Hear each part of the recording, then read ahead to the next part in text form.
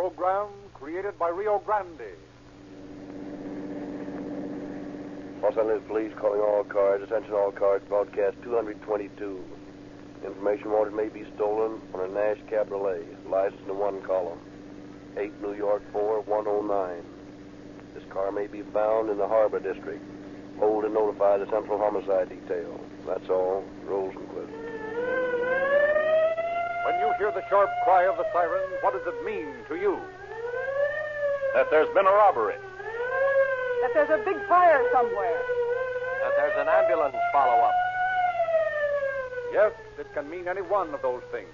And remember, when you hear that sound, that Rio Grande cracked gasoline is up there in the front line every minute, leading police cars in the attack on crime, giving wings to fire engines in the battle against fire, and speeding ambulances on errands of mercy and the saving of human life. Well, Dr. Lindsley, that certainly justifies Rio Grande's position as first in public service. Yes, and Rio Grande cracked not only is the overwhelming favorite with the officials of cities and counties, but the officials of the state of California and your federal government also specify this finer gasoline for their emergency automotive equipment. In the face of these facts, I don't see how people can buy just any gasoline. In my humble opinion, Doctor, Rio Grande offers the most conclusive proof of quality and the most sincere appeal for a gasoline buyer's loyalty. Very truly spoken. And if I am talking to anyone who hasn't tried Rio Grande cracked gasoline, all we ask is that you do yourself the favor of trying just one tankful and make a fair comparison of your car's performance. Drive into the red and white Rio Grande station in your neighborhood for the first of many a tankful of Rio Grande cracked. The gasoline that you will find delivers police car performance.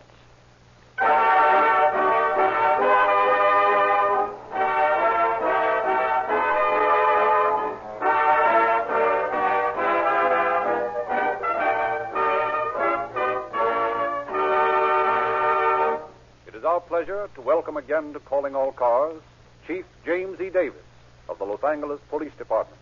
Chief Davis. Good evening, friends. One of the most essential elements in law enforcement work is complete cooperation between all agencies charged with the upholding of the law. Tonight's story is a case in point.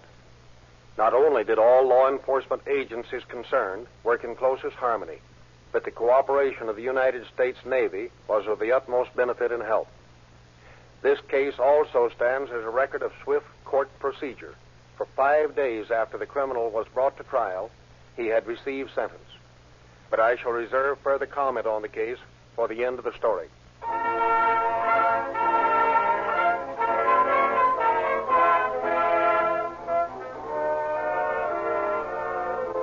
Our story opens in a modest little home in Manhattan Beach on the eve of Armistice Day. You'll be careful, won't you, Raymond? Oh, sure, Mother. Don't worry about me. Have you plenty of money, son? Well, enough to get by on tonight. I won't be spending much tonight anyway. You going on a party? No, I'm just going to run up to town a while, see some of the boys from the office. I don't know why, but I have a sort of feeling that something's going to happen. Why? What could happen, Mother? Oh, there's so many accidents and everything. Well, don't worry about me. I'll be okay. They won't bring me home in an ambulance. Don't forget your scarf, Raymond. Oh, I won't need it. Now, you just put that scarf on. You know how cold and foggy it's been the last few nights. You'll be out late tonight, too. All right. Fuss budget. So long. Raymond, come back here. What's the matter? Since when do you run off without kissing your mother goodbye? Okay, passion flower. There. Goodbye now. Goodbye, son. Come home as early as you can.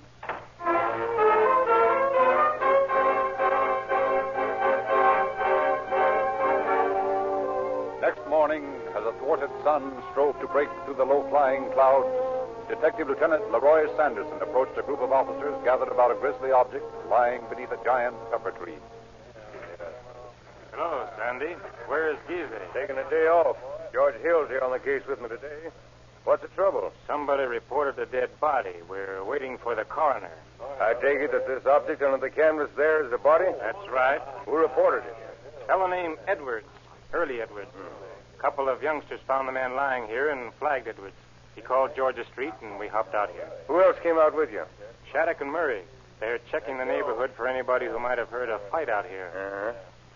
Whose handkerchief is that down by his feet? Don't know. Figured it might be his. Dropped here before he was killed at any rate. Yeah? Yeah. See the blood on it? spattered from an angle. Yeah, I see it did. Blood on his hat, too. Think he had it on when he was hit?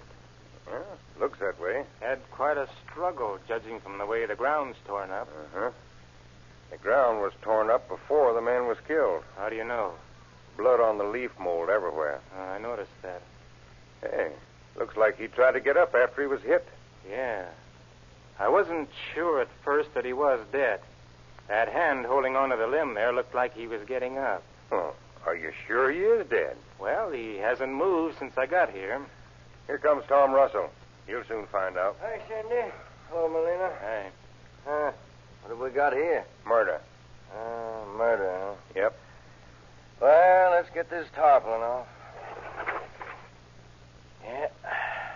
Looks like murder, Sandy. Yes, judging from the way he's battered up. Looks like that piece of concrete did the job. Mm-hmm. That one and the one down by his feet. Doesn't make sense that one man did this, do you think? Well, not likely that one man used 2 chunks of concrete. No. He's been dead about 6 hours, Sandy. Yeah? Oh, that'd put it between 3 and 4 this morning, wouldn't it? Yeah. Here's his wallet. Thanks. 3 $1 bills. Here's some small change. 50-cent piece and a dime. Looks like robbery wasn't the motive. I'm not so sure. Why not? Well, just because a man has 3.5 in his pocket doesn't mean he mightn't have had more. Well, that's true. Maybe that's the reason the money was left. Maybe the bird who did this wanted us to think there was some other motive. Such as? That's what we're going to find out. Meantime, who is this fellow? Well, according to his cards in here, his name is Raymond McLaughlin, 361 Manhattan Avenue, Manhattan Beach. Got a driver's license? Yep, right here. No car around here anywhere. Well, maybe it was stolen by the bird who killed this fellow. Well, that's robbery in a big way. We'll have to find out about that, too. Hey, are you birds through? We'd like to get going. Got all the pictures we'll need? Yeah. Go ahead, then. All right, Tom, bring the stretcher. Okay. Yeah, I think we're safe in saying that 2 men did the job. According to the wounds on the head, I'd say one of them knocked him down with his fist, then both of them went to work on him with these chunks of concrete. But why? We'll know more about that when we find the car and find out how much money he had. Meantime, try that little piece of concrete in that hole over there. It fits. Uh-huh. So does this piece in this hole. He wasn't killed until he reached this point. But how did he get here in the first place? Well, now you've started to ask questions again. Here comes Hillback. Wonder what he found out. Not much, if he didn't do better than we did. Well, Sandy, where'd you find out? Not much. Just identified the victim. That was about all. And worked out a lot of theories. Apparently nobody in the neighborhood heard anything of importance except Mrs. Bander. Huh? She said her husband was coming home about 1:30 last night. They crossed this vacant lot on that path down by the corner. Said they heard men's voices and several thumps, but nothing else. Did they investigate? No, probably figured discretion was the better part of valor. Well, they might have saved this man's life if they had. Russell told me he probably lived a couple of hours after he was beaten up. Well, too late now. Did this woman say anything about seeing a car? Yeah. Said they saw a car parked on Westmoreland headed north. See anybody in it? She said not. Headlights were on. Say what kind of a car it was. Didn't know except that it was a coupe. Well, not much help, except that we know McLaughlin did have a car out here. Let's take a run over to Manhattan Beach and have a talk with this boy's family.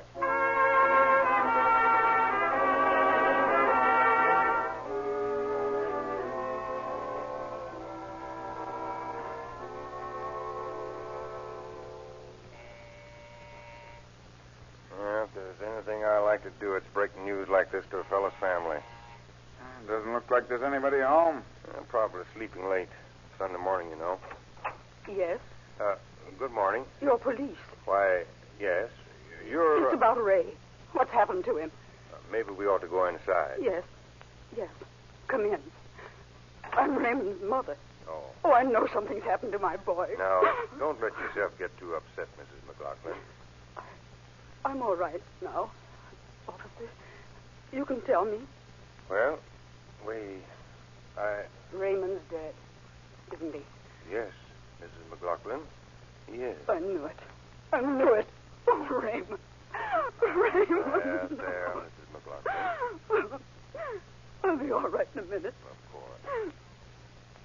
Thank you. Go ahead now. Well, Tell me, what happened? think we should, Sandy? I can stand it. No. We found your son this morning, murdered. Murdered? At least we have cause to think so. Do you think you can give us any information on the friends of his, Mrs. McLaughlin? Do you know anybody who might have borne him a grudge? No one. Raymond was well liked by everyone who knew him. I see. He had lots of friends, of course, just as every boy his age. But they were all nice people. Most of them worked with him. Could it have been jealousy over a girl? I don't think so. He had a few girlfriends, but he wasn't serious about any of them. He felt he wasn't in a position to be married. You see, he has been taking care of me and his younger brother and my daughter, at least helping us all out. Do you know if he had any money with him last night? Why, yes. He took his wallet off the dresser just before he left and put it in his coat pocket. The pocket inside, you know. Are you sure of that? Yes, I'm positive. He always carried his wallet there. Well, we found it in his hip pocket. Mrs. McLaughlin, what makes you remember the way he carried his wallet? Why, we used to comment on the way it made his coat bulge out. His sister and I were always trying to get him to take it out of his coat pocket. You don't know how much money he had last night? No, I don't. He got paid Friday. He gets paid on the 10th and 20th, and he had given me the usual amount I need to run the house. Yes. I guess he had the rest of his money with him. He hadn't had time to go to the bank and put his money in his savings account. Well, we only found $3 in his wallet. Oh, he had much more than that. What kind of a car did your son drive? He had a Nash coupe. One of those cloth-top cars with windows. Cabriolet coupe? Yes, that's the kind. You know the license number? Why, I have it written down on a phone book right here. Here it is. 4N4109. I'll just take that down. Do you know any place where your son went regularly? Club or anything like that? Well, I've heard him mention someplace on 3rd Street, 808 something. 808 Club. Yes, that's it. Well, we'll check on it.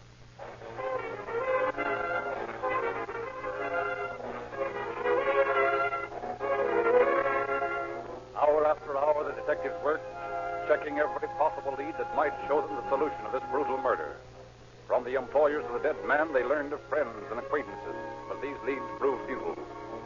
Sanderson's partner, Lieutenant Ray Giese, now joined him in questioning the proprietor of the 808 Club. Tell me, Oran, you know a fellow named McLaughlin? Sure, he's in here every few days. You know anything about his friends? No, not much. Who does he come in here with? Oh, different ones. Usually in a party. You see him Saturday? Yeah, I believe so. Yeah, I remember. He was in here early in the evening. Saw him talking to a fellow named Gibson. Sailor. From the Nevada, I think. A sailor? Sure. Mac used to be in the Navy himself. Knew lots of the boys and their girlfriends. Used to meet him in here. You see him talking to anybody else that night? Let's see. Seems like he was talking to a fellow named Douglas.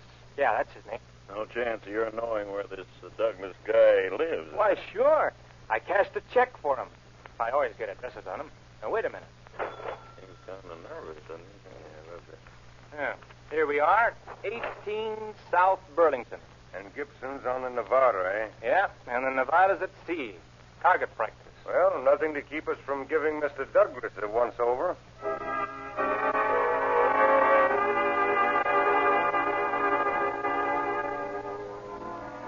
Meantime, police chemists had officially confirmed the theory that the pieces of concrete found at the scene of the crime were the lethal weapons. From San Pedro came the report that McLaughlin's car had been found, devoid of fingerprints. Police experts found, however, 2 sets of prints which had been overlooked in the haste to wipe off the damaging evidence. These were checked, classified, and rechecked against police department files, but no clue was given as to the identity of the men making the prints. Then the battleship Nevada returned to port, and Sailor Gibson was brought in for questioning. Now, look, Gibson, we want some information about a fellow named McLaughlin. You're supposed to know him. I do know him. When did you see him last? Oh, about a week ago. You sure it wasn't Saturday night? No, sir. Oran over at the 808 Club says he saw you talking to McLaughlin there on Saturday night. He's not. I was in there looking for Mac, but he wasn't there. You know Mac very well? Sure, we were shipmates during the war. You know much about him? What kind of people he ran around with? Not much. Just the sort any fellow runs with. Yeah, men and women. Sure. Why?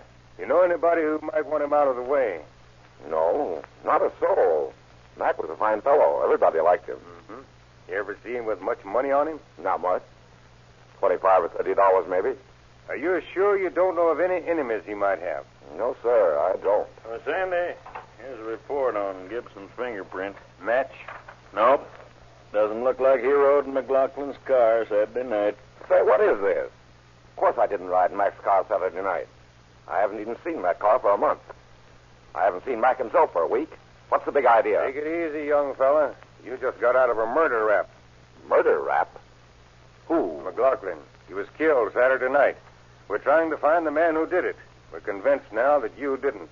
You can go. Well, at least you might have let me know what you were after. I might have known something that would help. Well, do you? No, I don't. But why don't you check up on McLaughlin's best friend? Who's that?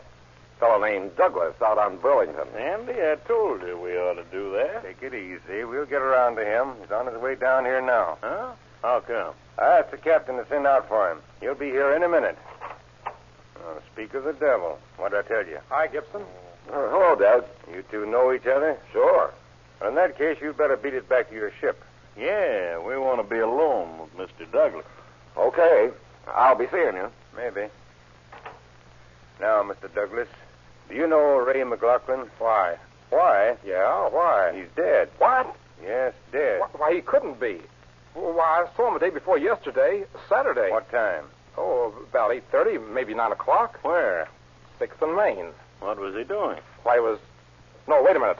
If Mac's been murdered, I don't want to get mixed up in this. What's wrong with you? And white as a sheet. Come on, spill it. What's on your mind? No, I want a lawyer.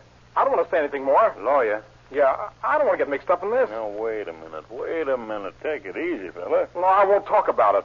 You won't talk about what? I don't want to have anything to do with this. Well, you're going to, whether you want to or not. Now, look here, Douglas. You've told us that you know Mac.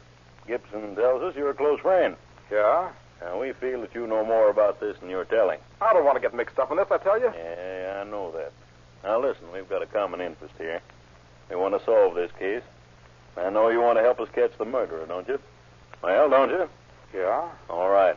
Now, it's clear to us that you and Mac traveled pretty much with the same crowd.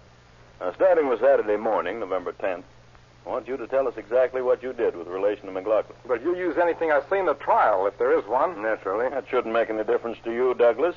That is, if you're innocent. I didn't have anything to do with this. Well, we don't want to take unfair advantage of you, but remember, we'll check up on everything you tell us. I want a lawyer. Okay, if you think you need one. Did you kill Ray McLaughlin? No! Now, sit down, Douglas. Doug, it's obvious that you're holding out on us. Either you're shielding someone or you're directly involved yourself. We know that at least 2 men attacked McLaughlin. Were you one of them? No, I don't know anything about it. Oh, yes, you do. Come on, sit down. Now, tell us about it. Now, look. I did know Mac. I saw him Saturday night. But I'm not involved in his death. I'm afraid I'll get the same thing as Mac got. Why? Because I know who killed him. You what? Well, who did it? Well, I was a little hasty in saying I know who, but I know what. You know what killed him? Yeah. Well, so do we. He was beaten to death with a chunk of concrete. 2 chunks, Ray. Well, what's the difference? Difference of 1 man. Oh. There were 2 men. Sailors. Now, wait a minute. Don't start that gag about a sailor again. But I'm telling you the truth. You know these sailors? No, I never saw them before. But I'd know them if I saw them again. They're from the Pennsylvania. How do you know? Oh, I saw it on their caps. Where did you see these men? Well, I met Mac at 6th and Main about 8:30 Saturday night, and we were going to get our girlfriends and go on to the 808 Club later. Mac had been drinking a little. Was he drunk? Not when I saw him last, but he was still drinking. Were the sailors drunk? Well, I don't know. They seemed to be. Were they with Mac? Not exactly, but they were at the bar and right next to us. What made you notice them particularly? Well, when we started into the bar, they were leaning against the building at 6th and Main. I noticed that one of them had on a gold chain and a watch charm. Well, what's wrong with that? Well, you see, I used to be in the Navy, and I know that there are regulations against wearing jewelry like that with regulation blues. Oh, I see. Then what? Well, we went down into the bar, and these 2 fellows came in a few minutes later. Mac was standing there getting some money out of his wallet, and these 2 fellows were standing right alongside drinking. I saw them looking at his money. How much did he have? Oh, say $25 or $30. What pocket did he carry his money in? Well, it was the inside breast pocket of his coat. He always kept his wallet there. Did you leave there with McLaughlin? Yeah, but I left him at the corner. Did you see these sailors again? Yeah. They followed us out of the bar, and the last I saw of them, they were about 10 feet behind Mac as he crossed Main, going toward Hill where he'd parked his car. Well, why didn't you do something about it? Well, it never occurred to me that there was anything out of the ordinary about the sailors. There were lots of other men from the fleet around there. Would you recognize these men again?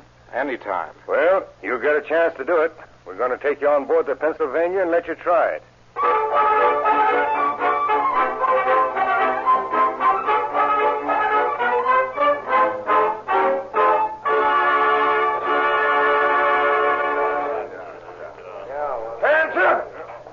Are these all the men, Captain Kilpatrick? No, these are only the men who answer the general description your witness gave of the men he saw. I see. And these men all had shore leave Saturday night? Yes. Did our men start checking the fingerprints? They're doing that now, down in the personnel office. Well, we're ready any time you are, Captain. We're ready now. All right. Douglas, take the front rank first, and let's see if you can pick out your men. How many men here, Captain? About 200. What's the matter, Doug? Is this one of them? No, sir, I don't believe it is. I'll be mighty sure before you identify anybody. I will, sir. I see your partner signaling to you from the other end of the line. Yes, I see him. I'll go see what he wants. Keep looking, Doug. Okay. What's on your mind, Geezy? Oh, not a great deal. None of the fingerprints Kilpatrick gave us checked with the ones we found on the wind wing of McLaughlin's car. None of them? Nope. But Douglas is positive the men he saw with McLaughlin are from the Pennsylvania. Yeah, but they may have been wearing wrong hat bands purposely. Yeah, maybe. Douglas is almost through the last line. You better be getting back. Well, Douglas, you find them? They're not in these lines, Lieutenant. Are these all the men on board who went ashore Saturday night, Captain? Yes? Well, are there any more men aboard we haven't seen? There are about 30 cooks and bakers in the galley and the bake shop. May we take a look at them? Certainly. Now, Douglas, are you still sure those men wore hats with Pennsylvania on them? I'm positive, Lieutenant Sanderson. All right. We'll see if they're in this new bunch. The galley's right here. Bake shop adjoins. All men who were ashore Saturday night form a line along the tables there. Yeah, looks like about everybody went to town Saturday. We had 2 days leave for the holiday. Look them over, Doug.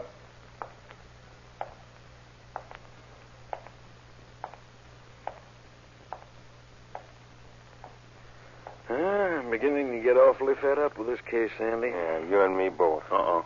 Looks like Doug spotted somebody. This one of them, Doug? Yes, sir. This is the man who wore the watch chain. What's your name? David Rudolph, Seaman, second class, mess cook, sir. Fall out and report to the executive office. Aye, aye, sir. The rest of you men, back to work. You see the other one in this bunch, Douglas? No, sir, I don't. Well, we'll find out from this bird Rudolph who he was. Yeah, we hope. We haven't any real proof that Rudolph is involved in this. We'll soon find out.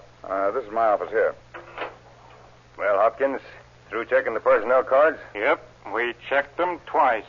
Here's the name of the man we're looking for.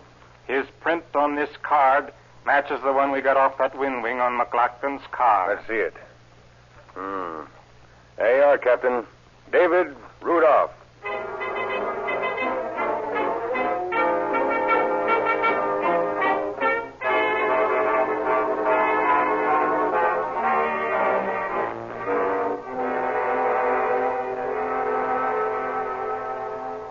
Now, look, Rudolph. We've been questioning you for 3 hours. I'm beginning to get fed up with your denials of having been seen in that bar with McLaughlin. We know you were there. We know you were seen leaving up at the same time. And we know you were seen walking up the street behind him. And, as a matter of fact, practically in his company. I don't know anything about it. How'd your fingerprints get on the wind wing of his car? I don't know. I'm going to give you one more chance to come clean, Rudolph. Who was with you in that bar? Nobody. What pocket did McLaughlin put his wallet in? In his breast pocket. Oh, so you saw where he had his wallet, but you weren't in the bar, were you? All right. All right, I was there. But I didn't kill McLaughlin. Who else was with you? Bill Asbel. You ready to tell us about it? Yeah, sure. Why not? All right. Start at the beginning. Well, Bill and me started to have a good time over the holidays. We got to 6th and Main, and we just about broke. We saw these two birds, Douglas and McLaughlin, go down to the bar, and We figured maybe they had a little dough on them. We could slip it out of the pockets, and if they started anything, we'd slug them and swear they made a pass at us. When we got down in the bar... This is my round, Doug. Besides, I want to get changed for this 20. 2 more beers, please. Hiya, pal. Hey, you look like you've been in the Navy. I have. How'd you know? Oh, something about a Navy man. You can always spot him. That's so? You been in the Navy long? Yeah, just long enough to know you can't get back into the ship if you're broke. Yeah, that's right. Hey, how's about a little drink, huh? Oh, no thanks. I'm drinking beer. I got a date later. Got a date? Oh, we'll wait. Come on, have a drink with us. No thanks. Besides, I think you've shipped on about enough. I know. Come on, baseball. Come on, I'll buy you a beer. Oh, all right. Let's get it over with. Hey, waiter, bring us some more beer. Come on, get a move on. Then we left the bar right behind this guy, and we followed him up the street. And when we got to Pershing Square, where he parked his car, we gave him a big story about having to get out to see a friend of ours out there on Westmoreland. And we got him to agree to drive us out there. He said that his girlfriend lived out there anyway. So... How'd you happen to pick out that spot? Well, Asbel suggested it. He'd been there before. He knew about this vacant lot, see, and the pepper tree and all. Mm-hmm. And then what happened? Well, I pretended I was too drunk to stand up, and this McLaughlin guy got out to help me, and we got hold of him, got him over that tree, and let him have it. How much money did you get? Oh, I don't know. Asbel got most of it. I didn't get but $5 or $6. You killed a man for $6? Well, that was the only way we had of getting it. Hey, look here. Tell me something. How'd you guys find out he was robbed? We left some money in his wallet. Well, in the first place, you put the wallet back in his hip pocket. He always carried it in his breast pocket. Yeah. I remember that now. And in the second place, we found a green pepper tree leaf in that wallet. You see, Rudolph, it's little things like pepper tree leaves that hang guys like you.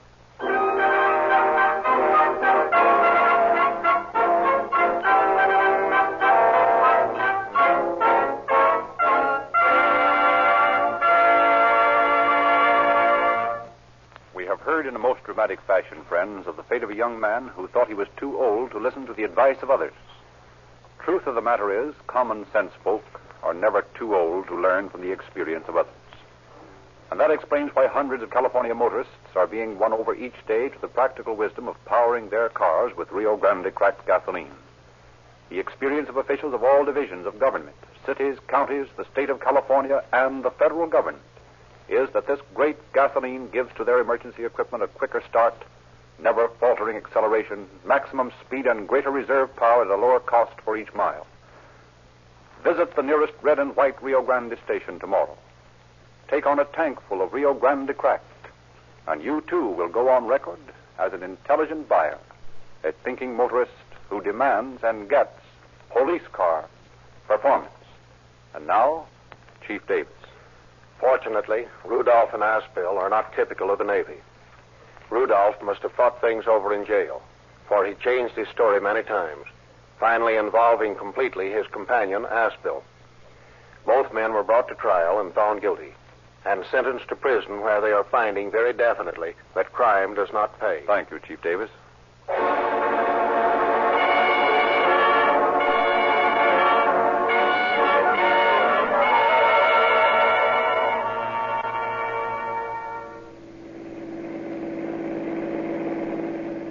Los Angeles Police calling all cars. Attention all cars. A cancellation of broadcast 222 regarding a stolen car. This car is located in San Pedro. The owner found murdered. Suspects in this case are now in custody. That's all. Rosenquist.